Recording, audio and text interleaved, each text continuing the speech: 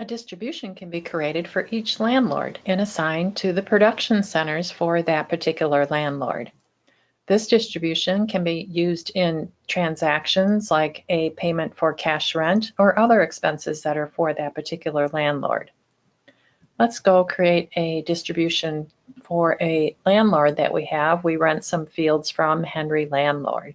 We're going to go up to Setup and Accounts and Distributions. We have several distributions here already. We're going to make one for our Henry Landlord. So we're just going to call this Henry.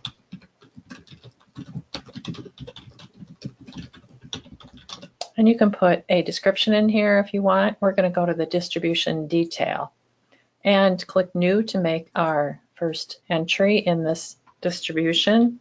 And we're just going to call this crop. And it will be based on per acre so that it distributes the amount based on the acres for all of the fields that we rent from Henry Landlord.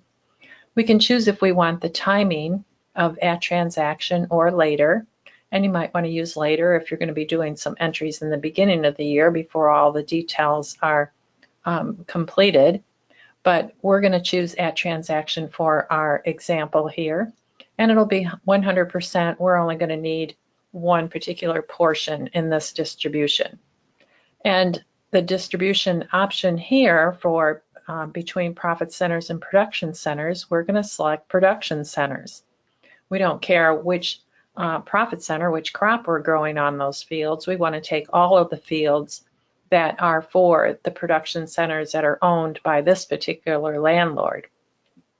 So this distribution is for Henry Landlord. So we have the production center of Henry 120, and we also have one for Henry Bruns Road. So any production center details that have selected the production center of one of these two, Henry 120 or Henry Bruns Road, will be included in this distribution.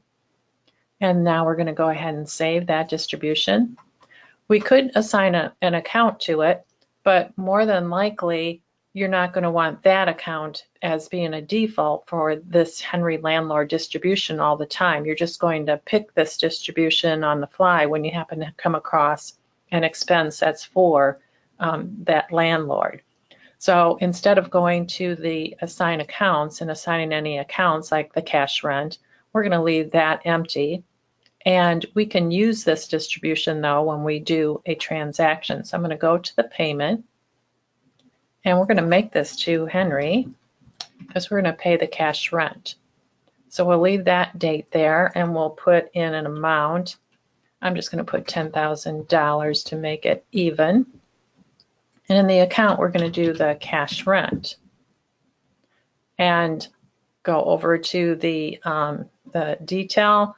And on the distribution button, notice that it is grayed out. It's none, but we can click that button and choose that we do want a distribution this time because we want it distributed to all of our details that are going to this landlord.